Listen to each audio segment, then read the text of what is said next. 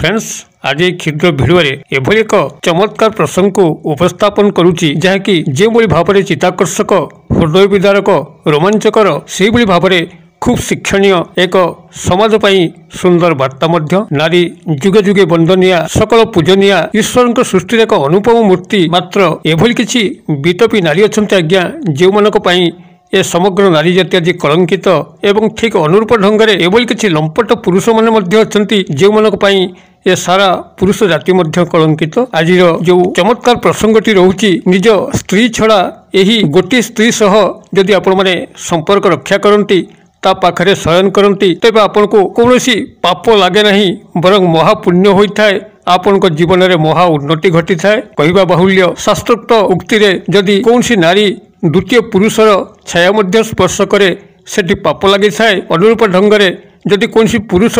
द्वितीय स्त्री को स्पर्श कला तेबे ताहा मध्य पापर भागीदार होता है जहाँकि शास्त्र जुगे जुगे प्रमाण करिछि नारी पुरुषर पवित्रमय संपर्क को बजाय रखिछि मात्र सही शास्त्र मध्य कहूछि जदि निज स्त्री छड़ा आपण एई स्त्री सह संपर्क रखती तेबे सेठारे आपन को पाप लागिबो नाही महापुण्य हबो आपन को जीवनर महा उन्नति अग्रगति हबो तेबे ए जो दुरुक्ति कथा शास्त्र उल्लेख करुछि कि एई स्त्री जहा सह आपण निज स्त्री को छाड़ी संपर्क रखिले आपण कौन पाप लागिबो नाही ए जो द्वंद्वात्मक प्रश्नोत्तरी को समाधान करने दिगरे आज भिडियो प्रस्तुति यार सविशेष उत्तर आप निश्चित भाव में यही भिडियो पाइबे यही स्त्री सह आपंकर निश्चित भाव में परिचय हो तेबे यही चमत्कार प्रसंगटी को आगो को अग्रसर करने पूर्व क्षुद्र निवेदन जदि आपंकर यही कंटेंट रुचि रोचे चैनल को प्रथम बार आसचंती तेबे चैनल को लाल कलर सब्सक्राइब बटन क्लिक करी बेल आइकन क्लिक करी ऑल नोटिफिकेशन उपर क्लिक करी चैनल को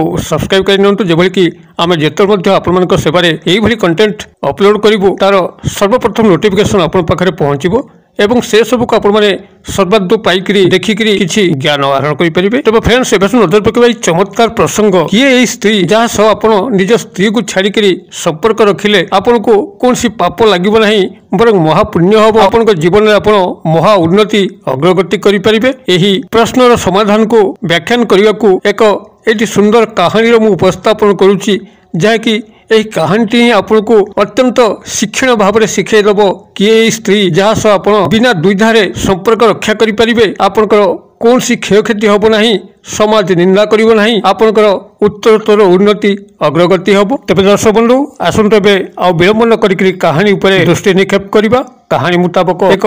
देश में एक प्रजावत्सल राजा थिले जे कि प्रजा मान खूब भल पाउथिले न्यायवंत शासन मध्य करुथिले तेबे राजांकर मन एक गभीर दुख थिला जहाँकि से पुत्रहीन थिले राजांकर अनेशत राणीकर औरसर मध्य गोटे संतान से लाभ करि पारु नथिले जद्वारा कि से मनस्ताप भितर थिले अनेक दिय देवता को पूजा अर्चना करुथिले परिशेष दिय देवतांकर गभीर आशीर्वाद में से एक पुत्र संतानर जनक हेले राजा महाआनंद रे अधीर हेले एवं पुत्र संतान को पाली पोषी मनीष कले दैवी संपन्न से ही बालकटी एभली भाव में सुंदर रूप गुण लेकिन आसला जद्वारा कि समग्र राज्यवासी राजकुमार को देखापी लालायित हो पड़ुले शैशव अवस्था को जितेबाला कैशोर अवस्था को से उन्नीत हेले पाखे गुरुकुल आश्रम को राजा पठेले सेठार विद्याध्ययन आरंभ है सेठार से एभली भाव में विद्याध्ययन कले शिक्षा ग्रहण कले जद्वारा कि समग्र गुरुकुल आश्रम से श्रेष्ठ स्थान अधिकार कले गुरुंकर प्रिय शिष्य भाव में परिगणित हेले एभली भाव में गुरुकुल आश्रम शिक्षा समाप्त होगा बसला से एक सुंदर नौजवान युवक परिणत हेले एवं जितेबाला राजा जानीपारे पुत्रर विवाहयोग्य बयस होती से बाछी बाछिक 7 जण सुंदरी कन्या 7 जण सुंदरी राजकुमारी को निज घर को बोहू करी आणले एवं राजकुमार से 7 राजकुमारी को पत्नी रूपे पाइकी महा आनंदित हेले एभली किछि दिन हसखुशी अतिक्रांत हेला परे राजकुमार क्रमशः विषण्ण देखा आरंभ कले जहाँकि राजा को खूब दुखित बोध है राजा पचारे पुत्र कौन है कहीं तुम विशेष खुशी भली लगुन मुख तुमर प्राय विषन्नतार भरुची तो राजकुमार कहले पिताश्री मत आग भली हस खुशी लगुनि मत केमती अशांति अशांतिमय लगुच मुझे गोटे प्रस्ताव रखी आपन जदि स्वीकार करती तेबे मु निश्चित भाव में किसी शांति लाभ करी तो राजा पचारे पुत्र कौन मन अच्छी कह तो राजकुमार कहले ଯେତେବେଳେ ମୁଁ ଗୁରୁକୁଳ ଆଶ୍ରମ ଯାଉଥିଲି ଗୁରୁଙ୍କର ସେବା କରୁଥିଲି ବିଦ୍ୟାଧନ କରୁଥିଲି ସେତେବେଳେ ସେ ଯେଉଁ ଶାନ୍ତି ମୋତେ ଆସୁଥିଲା ସେ ଶାନ୍ତି ମୁଁ ଆଉ ଏଠାରେ ପାଉନାହିଁ। ସାଧାରଣ ସୁନ୍ଦରୀ ରାଣୀ ଥାଇ ମଧ୍ୟ ମୁଁ ଅଶାନ୍ତିରେ ନିଜ ଭିତରେ ରହୁଛି। ମୋତେ ସେଭଳି ଗୁରୁକୁଳ ଆଶ୍ରମ ଭଳି ଶାନ୍ତି ପ୍ରାପ୍ତ ହେଉନାହିଁ। ତ ରାଜା କହିଲେ ଏ ତ ମହା ଆନନ୍ଦର କଥା, ତମେ ତ ଆଉ ଅଲଗା କୌଣସି ସ୍ଥାନକୁ ଯିବା ପାଇଁ କହୁନ, ଗୁରୁକୁଳ ଆଶ୍ରମ ଯିବା ପାଇଁ କହୁଛ। ମୁକ୍ତ ଭାବରେ ତମେ ଯାଇପାର, ସେଠାରେ ଯଦି କିଛି ସମୟ ତମେ ବ୍ୟତୀତ କରିକିରି ନିଜର ଆତ୍ମାର ଶାନ୍ତି ପାଇପାରିବ, ନିଜ ଜୀବନରେ ଖୁସିର ଝଲକକୁ ଆଣିପାରିବ, ଏଥିରେ ତ ଅସୁବିଧା ନାହିଁ। ତ ରାଜକୁମାର ମହା ଆନନ୍ଦରେ ଯେତେବେଳେ ରାଜାଙ୍କର ସ୍ୱୀକାରୋକ୍ତି ଆସିଲା ସେ ଗୁରୁକୁଳ ଆଶ୍ରମ ଯିବା ପାଇଁ ଆରମ୍ଭ କଲେ। ଗୁରୁକୁଳ ଆଶ୍ରମକୁ ଯିବା ବାଟରେ ଗୋଟେ ଜଙ୍ଗଲ ପଡେ, ସେଇ ଜଙ୍ଗଲ ବାଟ ଦେଇକିରି ସେ ନିତ୍ୟ ନୈମିତ୍ୟ ଗୁରୁକୁଳ ଆଶ୍ରମକୁ ଗଲେ। ଗୁରୁଙ୍କୁ ଦେଖା କରିକିରି ସେଠାରେ କିଛି ସମୟ ବ୍ୟତୀତ କରିକିରି ଗଭୀର ଶାନ୍ତି ଅନୁଭବ କଲେ। ଏଇଭଳି ଗୁରୁକୁଳ ଆଶ୍ରମ ଯିବା ଆସିବା ଭିତରେ ଦିନେ ଅକସ୍ମାତ ସେଇ ଜଙ୍ଗଲ ବାଟ ଦେଇ ଯାଉଥାନ୍ତି ଗୋଟିଏ ଦହି ବାଲି ସହ ଦେଖାହେଲା, ଯିଏକି ନଗରେ ନଗରେ ବୁଲିକିରି ଦଧି ବିକ୍ରୟ କରୁଥିଲା। ସେ ରାଜକୁମାରକୁ ଦେଖିକି ଆଶ୍ଚର୍ଯ୍ୟ ହୋଇ ପଚାରିଲା, କହିଲା ରାଜକୁମାର ତୁମେ ଜଙ୍ଗଲ ଭିତରେ କ'ଣ? ତମେ ତ ନବବିବାହିତା, 7 ରାଜକୁମାରୀଙ୍କ ପାଖରେ ତମେ ହସ ଖୁସିରେ ରହିବା କଥା, ତମେ ଜଙ୍ଗଲ ବାଟ ଦେଇ କୁଆଡେ ଯାଉଛ? ତ ରାଜକୁମାର କହିଲେ ମୁଁ ଗୁରୁକୁଳ ଆଶ୍ରମକୁ ଯାଉଛି। ତ ଦଧିବାଲି ପଚାରିଲା ଗୁରୁକୁଳ ଆଶ୍ରମ କ'ଣ ପାଇଁ? ଆପଣଙ୍କର ତ ସମସ୍ତ ଶିକ୍ଷା ଗ୍ରହଣ ସମାପ୍ତ ହୋଇଛି, ତ ପୁଣି ଗୁରୁକୁଳ ଆଶ୍ରମ କ'ଣ ପାଇଁ? ତ ରାଜକୁମାର ସ୍ମିତହାସ୍ୟ କରି କହିଲେ ମୁଁ ଗୁରୁଙ୍କ ପାଖକୁ ଯାଉଛି କିଛିଟା ଶାନ୍ତି ଲାଭ କରିବା ପାଇଁ, ତାଙ୍କର ସେବା ଶୁଶ୍ରୂଷା କରିବା ପାଇଁ। ମୋର ତ ଶିକ୍ଷାଦାନ ସମାପ୍ତ ହୋଇଛି। ତ ଦଧିବାଲି ହସି କହିଲେ ତମର କ'ଣ ପ୍ରକୃତରେ ସମସ୍ତ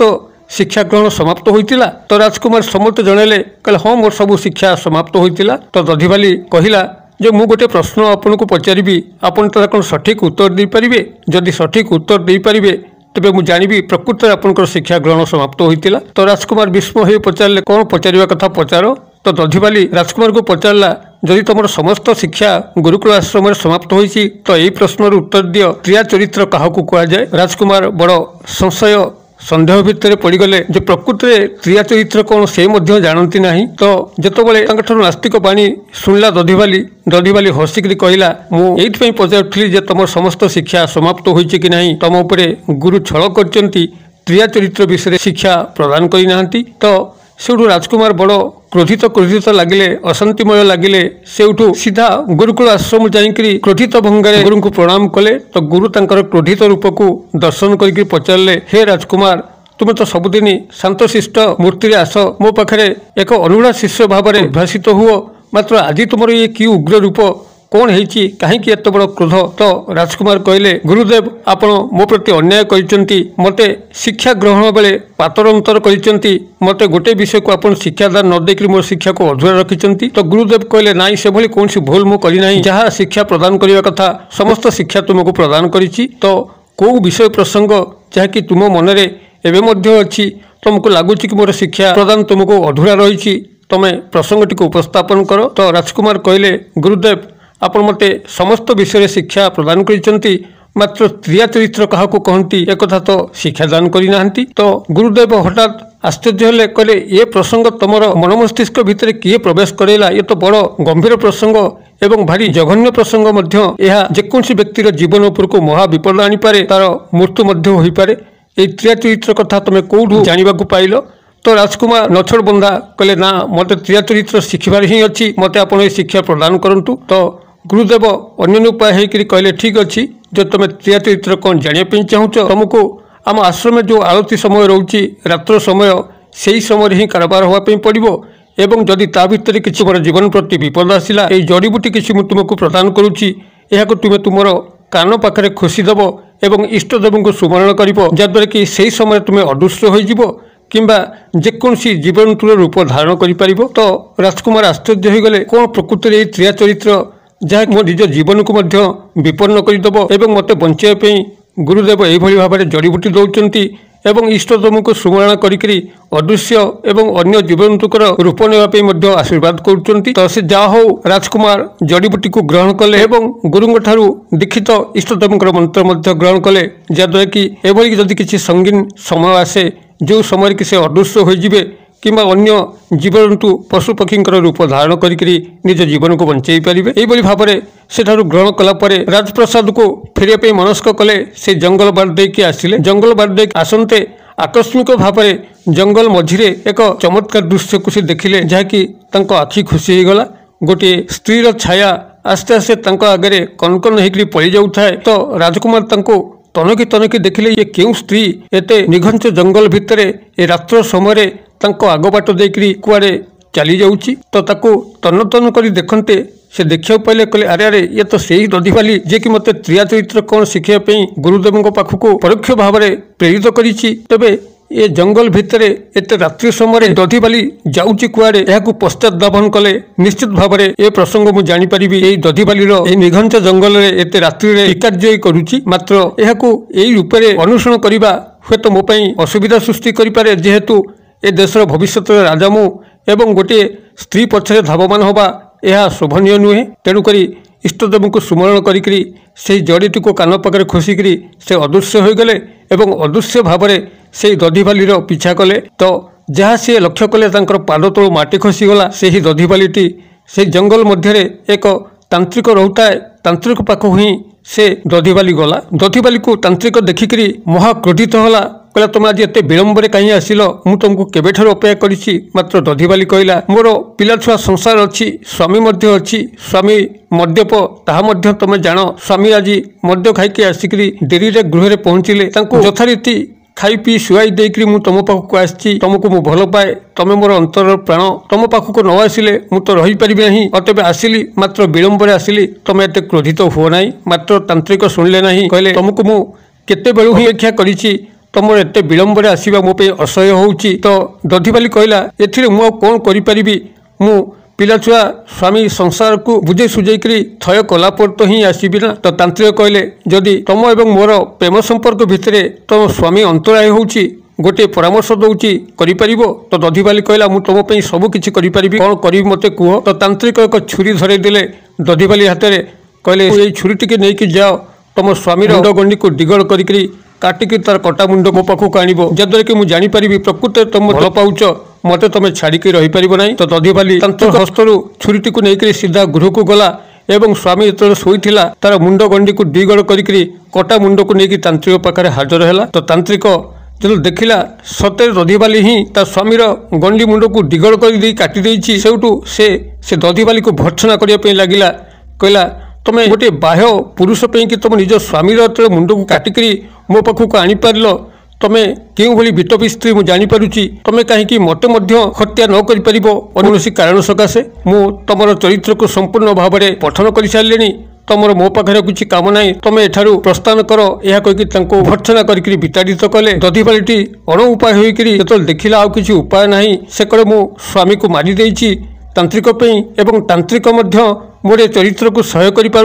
से पाखु मत विताड़ित कला मन दुखे गृह को फेरिला स्वामीर कटा मुंड को रखिकी मन दुखे रोदन कला। यही समय लगिला कि जदि गाँ वाला देखिकी पचारे जे घर तो कहीं नथिले कौन कारण सकाशे बोधे मो स्वामी को दिगड़ कर काटी किए केते प्रकार निंदा अपवाद करेंगे एथुर बंचियापी से एक बुद्धि पांचिला बाहर पटू को आसिकी स्वामीर गंडी मुंड को रास्ता उपर थोईकरी जोरे क्रंदन करने लगिला। तो तार क्रंदन शुणिकी राति अधे लोक मैंने उठी आसी पचारे कौन है ना स्वामी मद पिकरी गृह शोईथिले तार 6 जन सांग आसिक डाकिले बाहर को स्वामी आसते तो तांको भितर किसी मारपीट फौजदारी है एवं से 6 जन सांग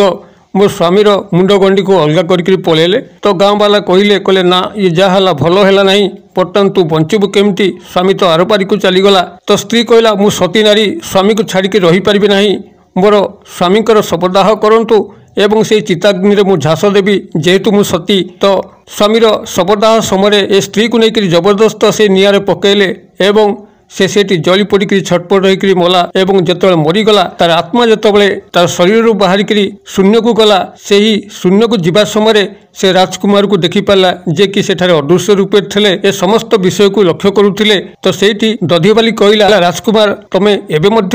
यही पाखापाखि अच्छ। तो राजकुमार कहले मु अदृश्य भाव में क्रिया चरित्र कौन जानापी चेष्टा करुली एवं जहाँ सब देखिली प्रकृति तू केड़े छलनामयी विटपी नारी मु जानीपारि। तेज दधिवाली से हसी हसी कहला किसी तुम जानीपारन जीवन में एभली किसी पद आसन रही जहाँ देखिकी ग्रहण करा हुए तापरे बसिया को कई निर्देश देले